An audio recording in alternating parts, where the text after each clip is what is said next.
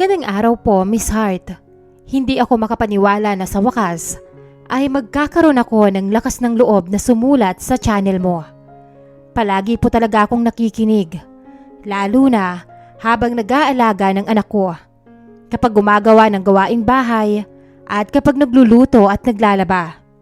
Tawagin niyo na lamang po ako sa pangalang Lovely, 28 anyos. Isang simpleng may bahay sa asawa kong si Bobet. Nagsimula ang kwento namin ni Bobet gaya ng isang tipikal na magkasintahan. High school pa lang ay naging kami na. At kahit hindi siya nakapagtapos ng pag-aaral, bilib ako sa kanya dahil napakasipag niya. Construction worker si Bobet. Subsob sa trabaho, babad sa araw, at talagang ibinibigay ang lahat para sa akin. Ako naman, kahit galing sa simpleng pamilya, biniyayaan na makapagtapos ng kolehiyo sa tulong ng scholarships at pagiging working student. Nakuha ko ang degree ko sa accountancy. Malaki ang pangarap ko noon, Miss Hart. Ang maging isang certified public accountant o CPA at makapagtrabaho sa malaking kumpanya sa Maynila. Pero iba ang takbo ng tadhana. Bago pa ako makapag-review para sa board exam, nabuntis ako ni Bobet. Dahil mahal ko siya at responsableng lalaki naman, nagpakasal kami sa West.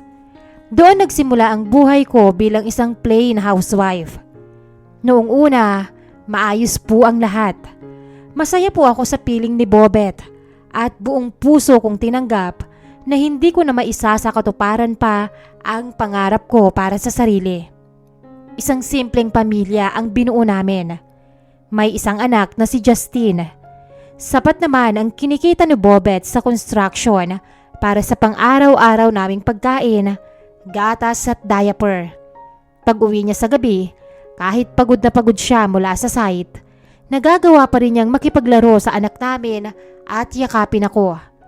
Sa mga sandaling yon, naramdaman ko na sapat na ang maging asawa at ina. Nakatago lang ang diploma ko sa ilalim ng cabinet. Natatakpan na mga lumang notebook at mga laruan ng anak ko. Ngunit ang buhay ay hindi palaging patag ang daan, Miss Hart.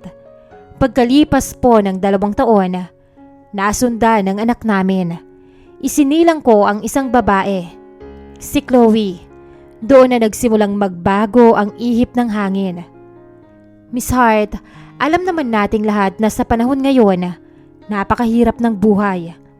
Ang presyo ng bigas, kuryente, ng tubig at ang mga gamot kapag nagkakasakit ang mga bata, lahat ay pataas na ng pataas.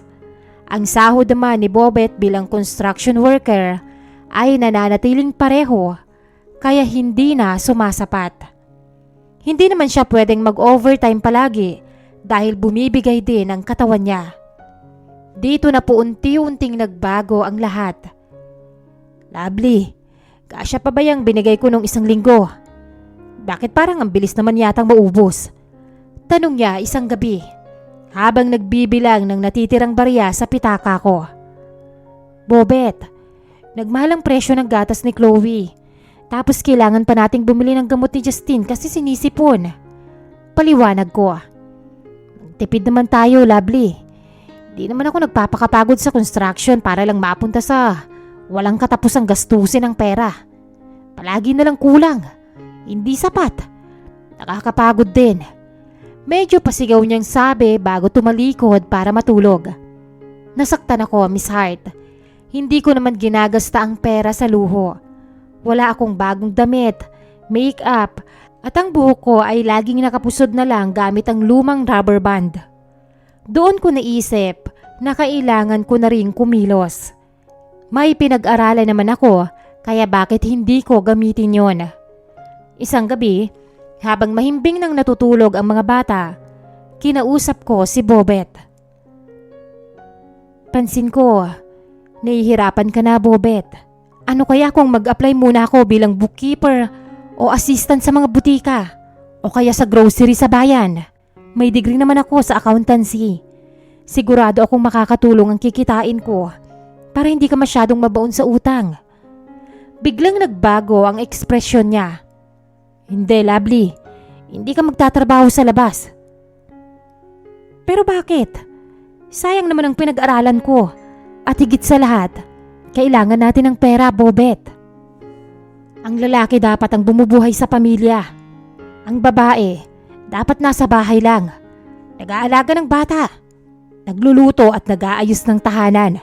Ano na lang ang sasabihin ng pamilya mo sa akin? Na hindi kita kayang buhayin at ang pamilya ko. Kaya pinagtatrabaho kita. Ayoko. Dito ka lang. Matigas niyang sagot. Bobet, pride lang yan. Paano ang mga bata? Kapag sinabi kong hindi, hindi. Ako ang lalaki. Ako ang masusunod. Humanap ka na lang ng paraan para pagkasyahin ang binibigay ko. Pagtatapos niya sa usapan, doon ko naramdaman ang matinding bigat sa dibdib ko. Pakiramdam ko, nabilanggo ako sa sarili kong bahay. Ang diploma ko na pinaghirapan ko ng 4 na taon ay naging isang pirasong papel na walang halaga. Gabi-gabi akong umiiyak ng tahimik habang tinitignan ng mga anak ko. Gusto ko silang bigyan ng magandang kinabukasan. Pero nakatali ang mga kamay ko dahil sa pride ng asawa ko, Miss Hart. Isang araw, dumating ang matinding problema sa amin. Nagkaroon ng pulmonya si Chloe. Wala kaming ipon at ang sahod ni Bobet ay nagagastos na sa mga pangangailangan namin. Umiiyak ako habang yakap ang anak kong nahihirapan. Lumapit si Bobet sa mga katrabaho at boss niya pero maliit lang din ang nakuha niyang tulong. At ang masakit, panibagong utang na naman yon, Miss Hart. Pag uwi ni Bobet mula sa pagbisita sa ospital, lumapit siya sa akin.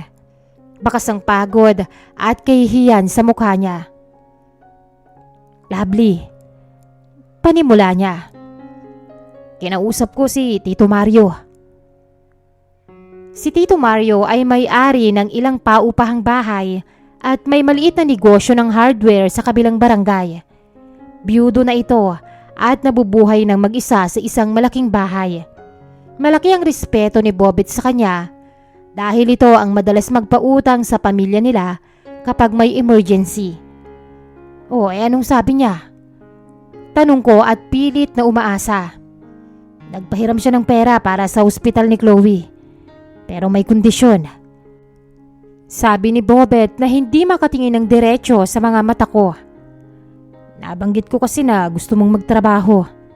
Sabi niya, naghahanap siya ng personal na maglalaba at maglilinis sa bahay niya 2 beses sa isang linggo. Hindi na raw niya kaya ang mga gawaing bahay.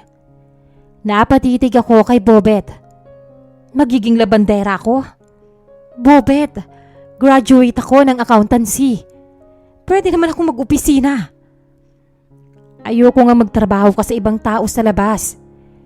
Kay Tito Mario, pamilya natin siya. Alam kong ligtas ka doon at walang ibang makakakita sa iyo na nagtatrabaho. At least, nasa loob ka pa rin ng bahay. Hindi sa opisina na puro lalaki ang kasama mo.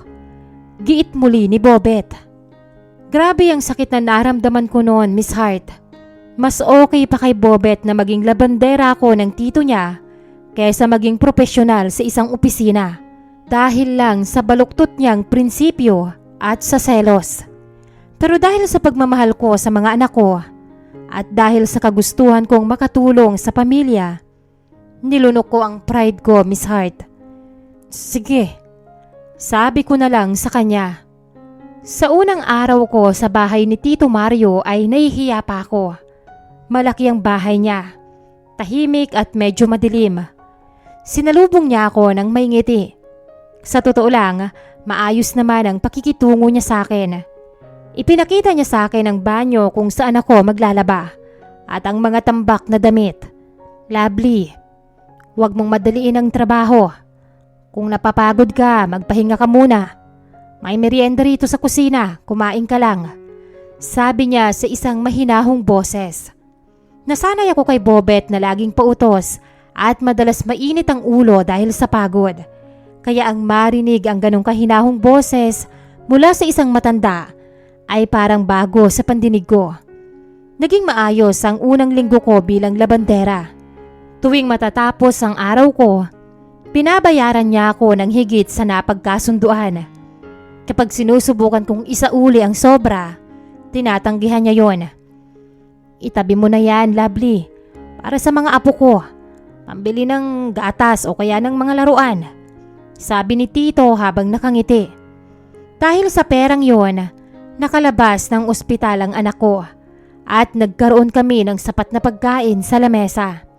Pero unti-unti, nagbago ang mga pakikitungo namin sa isa't isa. Nagsimula sa mga simpleng kwentuhan. Habang nagpapahinga ako matapos magsampay, madalas siyang magtimpla ng juice at uupo sa tapat ko sa kusina. Tinatanong niya ang tungkol sa buhay ko. Sayang ka, Lovely, sabi niya isang hapon habang nakatingin sa akin. Nabalitaan ko sa biyanan mo na matalino ka raw. Graduate ka ng accountancy, tama ba?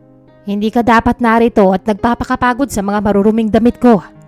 Sa loob ng ilang taon, Miss Hart, si Tito Mario lang ang nakapagsabi sa akin ng ganong salita. Si Bobet, kailanman ay hindi pinahalagahan ang degree ko. Wala po akong magagawa, Tito. Ayaw po kasi ni Bobet na magtrabaho ako sa opisina. Gusto niya sa bahay lang ako. Sagot ko na may halong lungkot. Umiling siya. Masyadong makasarili si Bobet. Kung ako ang may asawang katulad mo, maganda, matalino, at masipag, abay, alagaan kita ng husto. Masyadong patapon ang mindset niya. Ang mga salitang yon, Miss Hart, ay pumasok sa utak ko na parang lason na unti-unting gumagapang. Kulang ako sa pansin. Kulang ako sa validation mula sa sarili kong asawa. Ang mga salita ni Tito Mario ay nagparamdam sa akin na mahalaga ko. Na may halaga ako bilang isang babae, hindi lang bilang isang katulong o asawa na tagaluto o tagalaba. Dumating ang panahon na naging mas malapit pa kami sa isa't isa. Tuwing dumarating ako sa bahay niya, may nakahanda ng pagkain para sa akin. Hindi niya ako tinrato bilang isang labandera. Tinrato niya ako bilang espesyal na bisita. Isang hapon, habang nagpupunas ako ng mga muebles sa sala, bigla siyang lumapit sa akin na hawak ang isang sobre na maliit. Lovely, para sa iyo to. Regalo ko. Huwag mo nang sabihin pa kay Bobet. Sabi niya sabay abot ng sobre. Binuksan ko ito at nakita ko ang malaking halaga ng pera. Halagang kailanman ay hindi kikitain ni Bobet sa loob ng isang buwan sa pagiging construction worker. Tito, hindi ko po matatanggap to. Sobra-sobra na po ito. Tanggi ko. Hinawakan niya ang kamay ko. Walang halik, walang haplos. Basta hawak lang ng mahigpit pero may ibang kahulugan. Tiningnan niya ako sa mga mata. Tanggapin mo, Lovely. Para sa iyo at sa mga anak mo. Gusto lang kitang tulungan. At gusto kong maging masaya ka. Alam kong nahihirapan ka kay Bobet. Sa sandaling yon, Miss Hart, tiningnan ko ang pera. At naisip ko ang mga bayarin sa bahay, ang kinabukasan ng mga anak ko, at ang kawalan ng pagpapahalaga ni Bobet sa akin. Hindi naman po ako ganon ka-inosente para hindi malaman ang ibig niyang sabihin kapag tinanggap ko ang perang yon, Miss Hart. Pero dahil na rin sa nakakasawang sitwasyon ko, ay pikit mata kong kinuha ang pera. Doon nagsimula ang isang relasyon na hindi ko akalaing papasukin ko. Tuwing pupunta ako ron, naglalaan kami ng oras para sa isa't isa. Minsan naman, magkaharap lang sa isang lamesa at magbabahagi ng mga personal na kwento. Siya ang naging takbuhan ko sa tuwing may problema kami ni Bobet. At sa tuwing uuwi ako sa bahay namin, nakakaramdam ako ng matinding takot at konsensya. Kapag nakikita ko si Bobet na natutulog dahil sa pagod, nadudurog ang puso ko. Pero kapag nagising siya at magsisimula na namang magbulyaw o magreklamo tungkol sa pera, nawawala ang konsensya ko at napapalitan ng galit. Sinasabi ko sa sarili ko na ginagawa ko lang ito para sa pamilya ko. At dahil hindi ako nakakakuha ng respeto, mula sa asawa ko. Pilit akong nangangatwiran, Miss Hart. Ang ugnayan namin ni Mario ay nagpatuloy sa loob ng ilang buwan. Naging eksperto ako sa pagbabalat kayo at pakiramdam ko ay iyon na ang pinakamagandang desisyong nagawa ko bilang isang ina, lalo na kapag nakikita kong masaya ang mga anak ko sa mga bagay na naibibigay ko. Ngunit walang lihim na hindi nabubunyag at ang katotohanan ay madalas lumabas sa mga oras na hindi natin inaasahan. Nagkaroon noon ng emergency sa construction site ni na Bobet at pinauwi sila bago magtanghali. Dahil alam ni Bobet na nasa bahay ako ni Mario para maglaba, naisipan niyang dumaan doon para sunduin ako at sabay na kaming umuwi. Nasa kusina kami noon ni Mario. Magkatabi lang kaming nakaupo habang tinitingnan ko ang isang listahan ng mga gastusin niya sa hardware.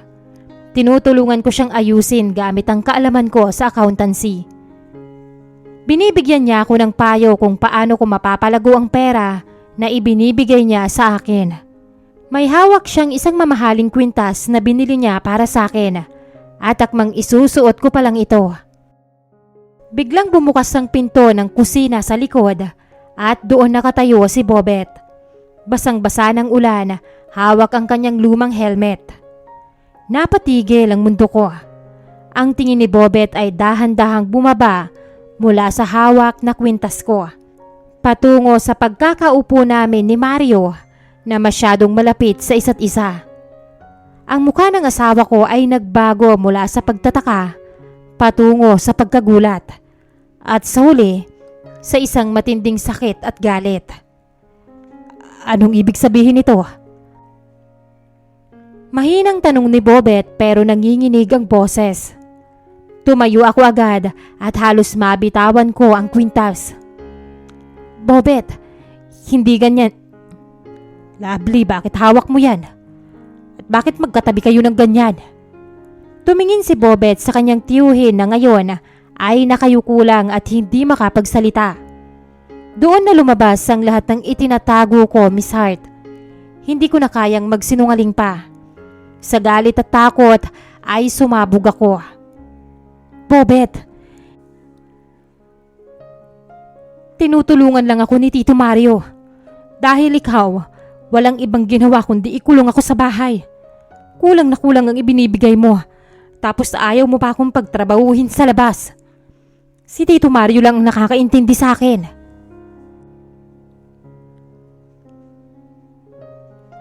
Nanlumo si Bobet sa narinig. Ang mga mata niya ay napuno ng luha. Anong ibig mong sabihin? Anak ka ng... Talagang hindi man lang kayo nag-deny? Kaya pala napakarami mong bagong gamit kasi malandi ka. Sabihin mo na kung anong gusto mong sabihin, Bobet. Pero ako, sawang-sawa na ako sa'yo.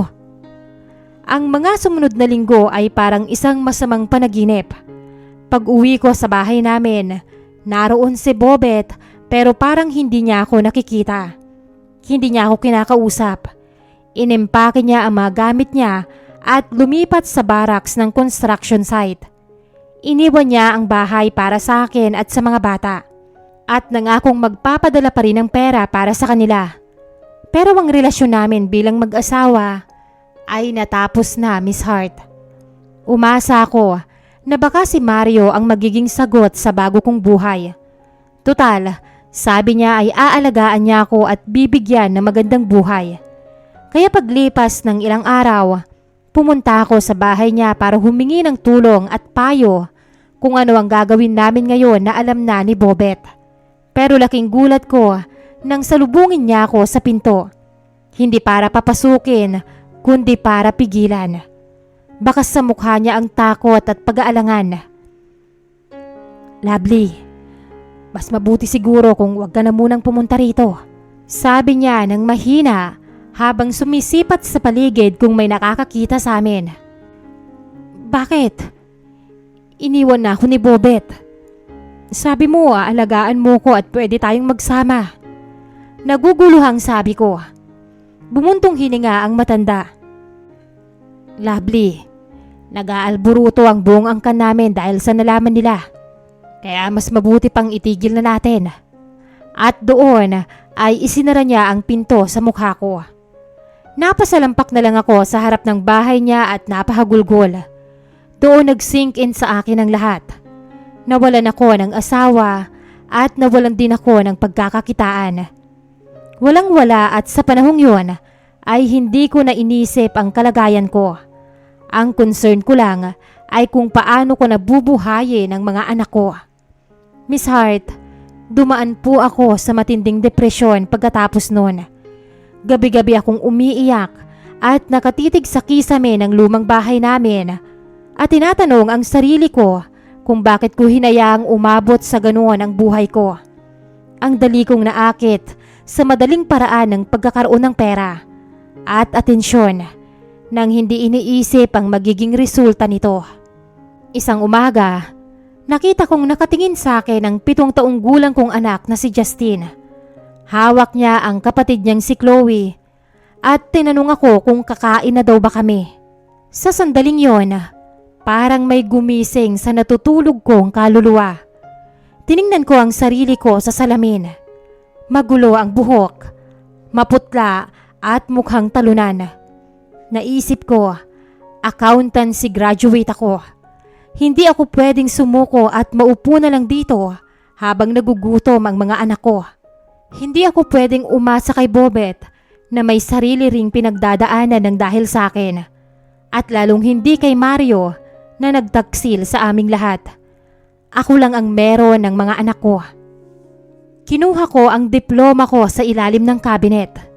Pinunasan ko ang alikabok na nakabalot doon. Sa unang pagkakataon sa loob ng maraming taon, naramdaman ko ulit ang pagiging lovely. Hindi lang bilang isang misis na labandera, kundi bilang isang babaeng may pinag-aralan at may kakayahan. Nagsimula akong mag-apply ng trabaho sa bayan. Dahil matagal akong hindi nagtrabaho, mahirap noong una, Miss Hart. Maraming nag-reject sa akin dahil wala akong karanasan. Pero hindi ako sumuko. Tumanggap ako ng maliliit na racket sa bookkeeping para sa mga grocery store at maliliit na boutique. Kahit maliit ang kita, galing ito sa marangal na paraan at sa sarili kong pawis, hindi sa panluloko. Pagkalipas po ng 1 taon ng pagsusumikap, natanggap ako bilang isang regular na accountant sa isang kumpanya sa aming bayan. Maayos ang sahod, may mga benepisyo para sa mga anak ko, at higit sa lahat, nabawi ko ang respeto ko sa aking sarili. Ngayong 2026, namumuhay ako na mag-isa kasama ang 2 kong anak, Miss Hart. Kami lang 3 sa bahay. Si Bobet ay regular pa rin nagpapadala ng sustento para sa mga bata at bumibisita tuwing linggo. Maayos ang pakikitungo namin sa isa't isa para sa kapakanan ng mga bata. Pero alam naming 2 na ang basag na salamin ay hinding-hindi na muling mabubuo pa. Pinatawad na niya ako, pero ang tiwala niya sa akin ay naglaho na ng tuluyan. Ano ang natutunan ko sa karanasang ito, Miss Hart? Una, ang pride ng lalaki at ang kawalan ng komunikasyon ay madalas maging mitya ng pagkasira ng isang pamilya. Kung naging bukas lang sana si Bobet sa kakayahan kong magtrabaho, baka noon pa lang ay nakatulong na ako sa kanya. At pangalawa, hindi natin dapat ipagpalit sa kahit anumang bagay ang pamilya natin. Dahil kapag sila ang nawala, ay hinding-hindi mo na sila kayang palitan. Dito ko na po tatapusin ang kwento ko, Miss Hart. Sana po ay nag-enjoy kayo sa pakikinig ng aking kwento. Lubos na gumagalang, Lovely.